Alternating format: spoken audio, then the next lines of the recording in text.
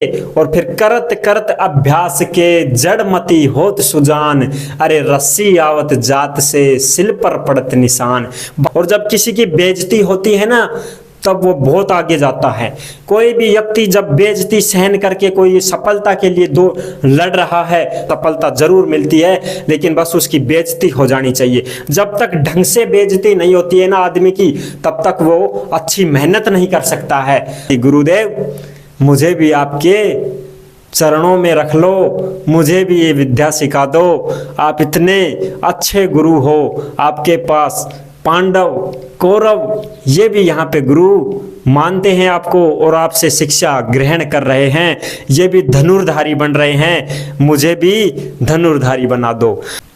जय हिंद जय भारत। साथियों आ चुके हैं हम एक और जबरदस्त नई भर्ती में, और ये जो भर्ती है आपके लिए सभी के लिए बेस्ट होने वाली है, क्योंकि भारत के सभी नागरिक इस भर्ती को भर सकते हैं, इसमें आवेदन कर सकते हैं। ठीक है साथियों, महिला हो चाहे पुरुष हो, दोनों के लिए ये भर्ती तैयार है, आप कोई भी भर सकते हो। तो साथियों कौन सी भर्ती है आपके लिए सबसे बेस्ट आई है? ठीक है, देखिए ये जो भर्ती है एकलव्य मॉडल आवासीय विद्यालय भर्ती 2023 है ना। आपने नाम सुना होगा एकलव्य स्कूल का, सुना होगा आपने। ठीक है, तो उसी की ये जो भर्ती है ये आई हुई है। इसमें हम आपको पूरी जानकारी देने वाले हैं। हम पूरी जानकारी के साथ वीडियो लेकर आते हैं, अधूरी तो हम कभी बनाए नहीं है। ठीक है, और ऐसी वीडियो हम नहीं बनाए जिसमें आपको समझ में ना आए।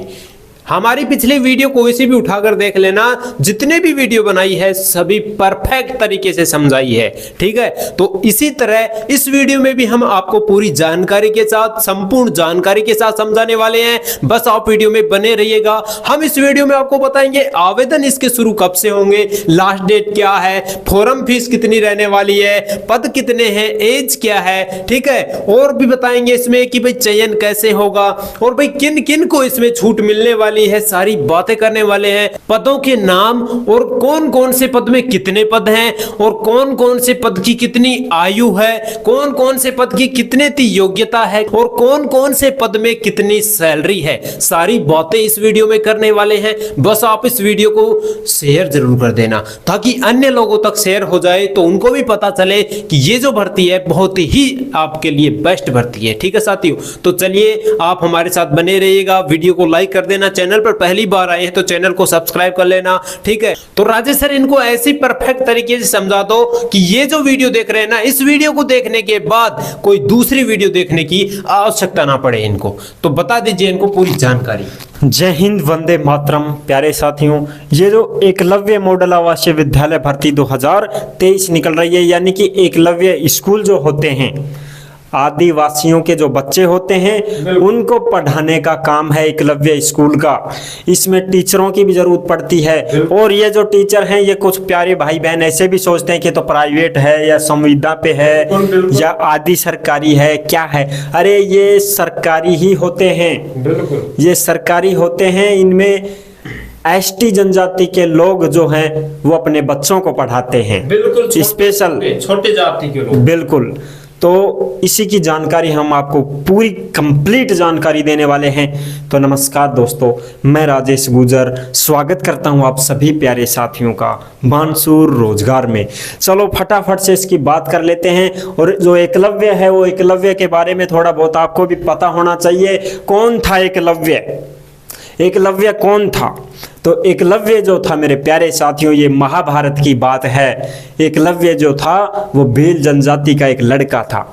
भील जनजाति का एक लड़का था, वो बहुत धनुर्धारी बनना चाहता था। वैसे तो वो कुछ कोशिश तो खुद भी कर रहा था धनुर्धारी बनने की। भाई बच्चा पढ़ने की कोशिश तो खुद ही करता है, लेकिन उसको गुरु की जरूरत होती है। जब तक गुरु नहीं मिलता तो सफलता नहीं पा सकता है। इसलिए वो भी बेचारा भटकता भटकता जंगलों में घूम रहा था, और गुरु द्रोणाचार्य का नाम सुना था उसने। उसके पास चला जाता है, और जब वो जाकर के उनके पास बैठता है तो बोलता है कि गुरुदेव मुझे भी आपके चरणों में रख लो, मुझे भी ये विद्या सिखा दो। आप इतने अच्छे गुरु हो, आपके पास पांडव कौरव ये भी यहाँ पे गुरु मानते हैं आपको और आपसे शिक्षा ग्रहण कर रहे हैं। ये भी धनुर्धारी बन रहे हैं, मुझे भी धनुर्धारी बना दो। तब गुरु द्रोणाचार्य देखते हैं कि ये तो छोटा बच्चा है, छोटी जात का है, मेरे तो यहाँ पार कैसे पड़ेगी रे, अपने तो बड़े आदमी हैं। बिल्कुल भाई। तो गुरुजी ने उसको क्या कर दिया, मना कर दिया कि नहीं भाई, अपने पास तो तेरी पार नहीं पड़ेगी। वो भी बड़ा अटल था, निष्कर्ष था, उसने ये तय कर लिया था कि गुरु बनाना है तो गुरु द्रोणाचार्य को बनाना है, और विद्या सीखनी है तो इसी से सीखनी है, चाहे कुछ भी हो जाए। लेकिन जब भाई मना ही कर दिया तो अब ठाडा जोरी थोड़ी ना करे, ठाडा जोरी कौन करे। तो ठीक है, बोलो गुरुदेव मत सिखाओ, आपकी जैसी मर्जी। और उसी जंगल में कुटिया बना लेता है और वहां पर गुरु द्रोणाचार्य की एक मूर्ति बना लेता है और पेड़ के नीचे गट्टा बना करके उस पर रख देता है। और उस मूर्ति को देखते हुए वो अपनी धनुर्विद्या सीखने लग जाता है। बार बार कोशिश करता है, बार बार कोशिश करता है। जब कोई बच्चा ये जिगर में ठान ले, ये दिल में ठान ले कि मुझे करना है, वो करके रहता है। और जब किसी की बेइज्जती होती है ना, तब वो बहुत आगे जाता है। कोई भी व्यक्ति जब बेइज्जती सहन करके कोई सफलता के लिए लड़ रहा है तो वो सफलता से जरूर हासिल करता है, वो सफलता जरूर मिलती है, लेकिन बस उसकी बेइज्जती हो जानी चाहिए। जब तक ढंग से बेइज्जती नहीं होती है ना आदमी की, तब तक वो अच्छी मेहनत नहीं कर सकता है।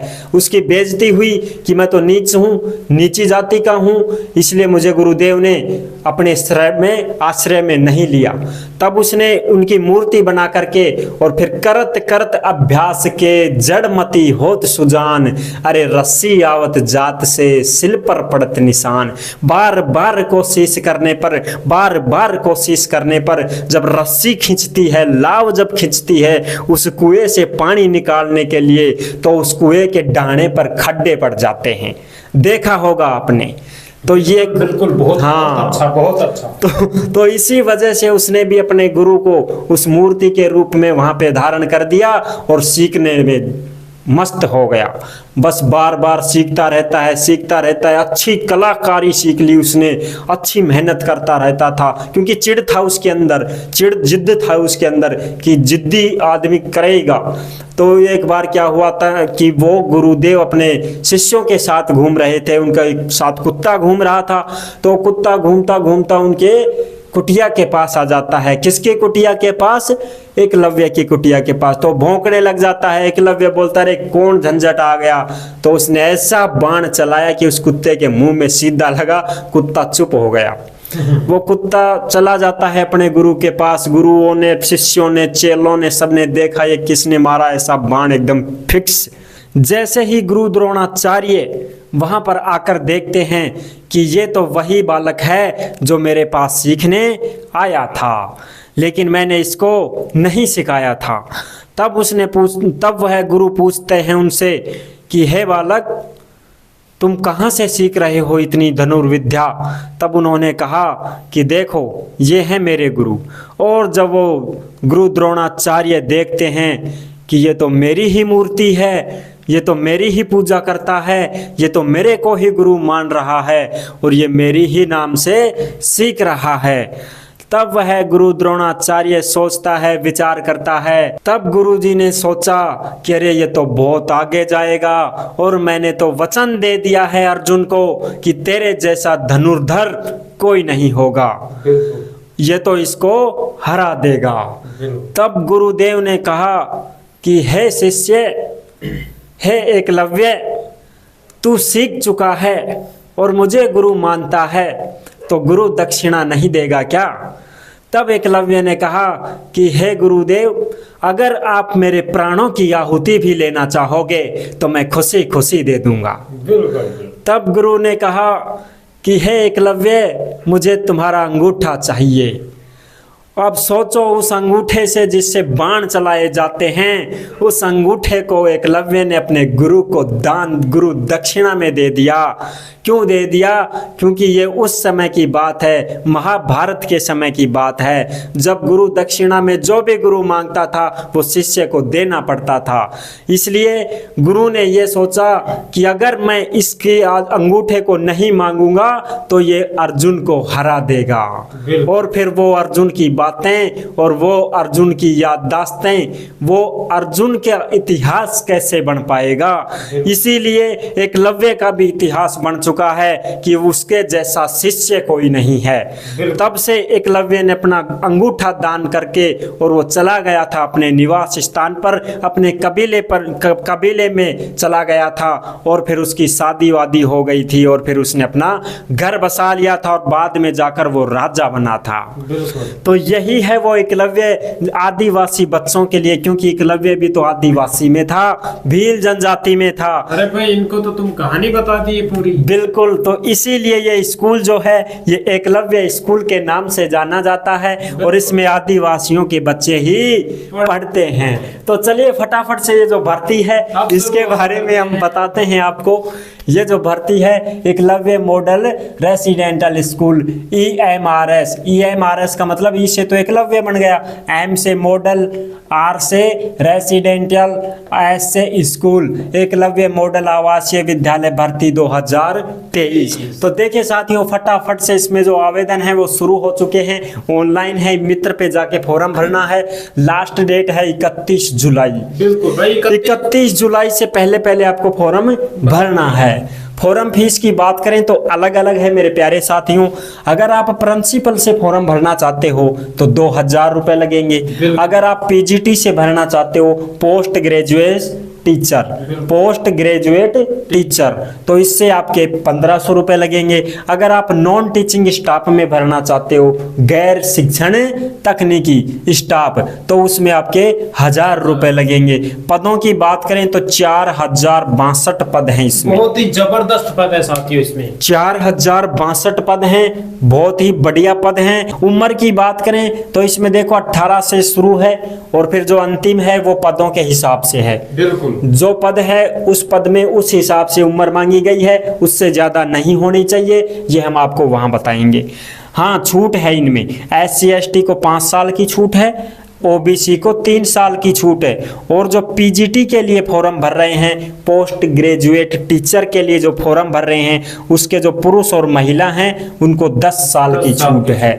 इसलिए आप अगर PGT से फॉर्म भरते हैं तो आप 10 साल तक आपको छूट मिलेगी। चयन कैसे होगा? परीक्षा होगी, स्किल टेस्ट उन्हीं के लिए है जिनके पद यहाँ पे जैसे लैब अटेंडेंट है, ठीक है, जूनियर सचिवालय सहायक है, इनके लिए तो भाई टाइपिंग चाहिए ना, तो टाइपिंग का फिर यहाँ पे टेस्ट लिया जाएगा। डॉक्यूमेंट चेक होंगे, मेडिकल होगा, मेरिट लिस्ट जारी होगी, इस हिसाब से आपका जो है चयन होगा। अब इसमें फटाफट से हम आपको बता देते हैं, इनके पदों के नाम भी बताएंगे, उम्र भी बताएंगे, पद कितने हैं वो भी बताएंगे, योग्यता क्या है वो भी बताएंगे और वेतन क्या है वो भी बताएंगे। तो देखिए फटाफट से, अगर आप प्रिंसिपल से, प्रधानाध्यापक जिसको हम बोलते हैं, प्रिंसिपल से यदि आप फॉर्म भरना चाहते हो तो मैक्सिमम उम्र 50 वर्ष है, 50 साल से ज्यादा नहीं होनी चाहिए। लास्ट है 50 साल। 50 साल से ज्यादा 51 के भी हो गए तो फॉर्म नहीं भर सकते। और प्रिंसिपल के जो पद हैं वो हैं 303 पद। और देखिए 51 के तो आप तभी फॉर्म भर सकते हो जब आप प्रिंसिपल में SC ST से हो, तो आपकी 5 साल बढ़ गई है, 55 साल तक के। आप OBC से हो तो आपकी 3 साल बढ़ गई है, ठीक है। तो ऐसे आप अपने हिसाब से देख लेना। बिल्कुल। और इसमें योग्यता क्या मांगी गई है? मास्टर डिग्री होना चाहिए, मास्टर डिग्री होनी चाहिए, प्लस में BEd भी होनी चाहिए और 2 साल का आपको एक्सपीरियंस भी होना चाहिए। ऐसा नहीं है कि बगैर एक्सपीरियंस के, नहीं, एक्सपीरियंस मांग रहे हैं इसमें। वेतन आपका 78,800 रुपए है, बहुत बढ़िया वेतन है। अगला पद है PGT की मैक्सिमम उम्र 40 वर्ष, यानी कि 40 वर्ष से ज्यादा नहीं भर सकते। जिसको जितनी उम्र है उसके हिसाब से देख लेना, ठीक है। SC ST वालों को 5 साल की छूट है, यानी कि वो 45 के हैं तो भी फॉर्म भर सकते हैं। इसमें पदों की बात करें तो 2266 पद हैं PGT की। भाई सबसे ज्यादा पद इसी में 2226 पद हैं PGT के। इसमें योग्यता मांगी गई है मास्टर डिग्री और कंप्यूटर का ज्ञान होना चाहिए। और देखिए भाई इसमें तो PGT में, मतलब PGT में कंप्यूटर साइंस वाले की हाँ, ये दोनों हैं इसमें, कंप्यूटर साइंस वाला का पीजीटी और एक वैसे पीजीटी। इन दोनों के ही पद हैं 2266। इन दोनों के हैं, दोनों के मिला के 2266 है। दोनों में उम्र 40 वर्ष है। और देखिए पीजीटी में बता रखा है पुरुष और महिला दोनों की छूट है, 10 साल की छूट है। तो 10 साल तो वैसे बढ़ा दो, इसमें 50 हो गई। 50 हो गई। और जो SC ST में है उनकी फिर अलग से नहीं लगे, उनमें फिर इसी में जुड़ेगा वो सब कुछ इसी में हो गया 10 साल की छूट में। अब देखो दोनों की मैक्सिमम 40 से ज्यादा नहीं चलेगा, जिसको छूट है 10 साल की वो 50 हो गई। बिल्कुल। अब इसमें योग्यता MSc अगर हो आप कंप्यूटर साइंस से तो भर सकते हो, MCA हो अगर तो भर सकते हो, ME हो अगर भर सकते हो, MTech कर रखा है कंप्यूटर साइंस से तो भी आप इसमें फॉर्म भर सकते हो। कौन से वाले में? पीजीटी कंप्यूटर साइंस वाले में। वेतन आपका 47,000 रहेगा। और इसमें जो पीजीटी है मास्टर डिग्री होनी चाहिए, कंप्यूटर का ज्ञान हो, 47,600 रुपये आपकी सैलरी रहेगी। अगली बात करें अकाउंटेंट। अकाउंटेंट को बोलते हैं मुनीम साहब। तो जो अकाउंटेंट है उसकी मैक्सिमम उम्र 30 साल यानी 30 साल से ज़्यादा का नहीं होना चाहिए। और SC ST को 5 साल की छूट है, OBC को 3 साल की छूट है। उस हिसाब से आप देख सकते हैं। तो इसमें पद हैं 361 पद हैं। आपके पास कॉमर्स की डिग्री होनी चाहिए। कौन सी डिग्री होनी चाहिए? कॉमर्स की डिग्री है तो ही आप अकाउंटेंट के लिए फॉर्म भर सकते हैं। वेतन आपका 35,400 रुपये रहने वाला है। अगली बात करें, देखो इसमें जूनियर सेक्रेटरिएट असिस्टेंट, जिसको हम JSA बोलते हैं और हिंदी में इसको बोलते हैं जूनियर सचिवालय सहायक। जूनियर सचिवालय सहायक की उम्र है 30 साल। 30 साल से ज्यादा नहीं भर सकते आप, वो फिर छूट के अनुसार दे। आपको छूट है। फिर SC ST वाले 5 साल की हैं तो 35 साल के भर सकते हैं। OBC के 3 साल छूट है तो 33 साल के भर सकते हैं। पदों की बात करें तो 759 पद हैं। दूसरे नंबर पर रही। हाँ, 759 पद हैं। योग्यता की बात करें तो ओनली फॉर आपको 12वीं पास और टाइपिंग टेस्ट देना होगा। 12वीं पास होने चाहिए। और टाइपिंग टेस्ट में इंग्लिश में 35 शब्द, हिंदी में 30 शब्द 1 मिनट में आपको लिखना है, टाइप करना है कंप्यूटर पे। ठीक है, इंग्लिश में 35 धड़ाधड़ और हिंदी में 30 खट खट ख ख ग ग घ, कुछ भी लिखवाएं वो पन्ना देंगे आपको। 20,000 रुपये आपका वेतन रहने वाला है। अगला जो पद है वो है लैब अटेंडेंट।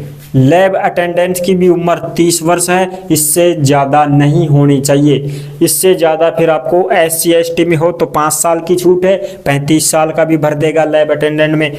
OBC को 3 साल की छूट है, 33 का भी भर देगा। पदों की बात करें तो 373 पद हैं। बहुत ही अच्छे। योग्यता की बात करें तो 10वीं पास होना चाहिए। और अगर आपके पास डिप्लोमा है लेबोरेटरी का तो 10वीं भी चल जाएगा।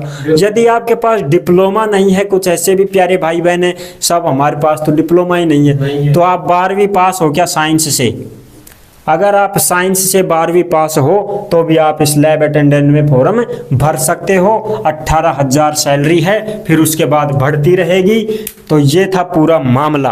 तो आपको अच्छी तरीके से समझ में आ गया होगा। राजेश सर ने आपको इसके बारे में, एकलव्य के बारे में पूरी कहानी बता दी है। तो आप इस वीडियो को शेयर जरूर कर देना, क्योंकि इसने, राजेश सर ने जो कहानी बताई है वो आपको कोई भी नहीं बताएगा।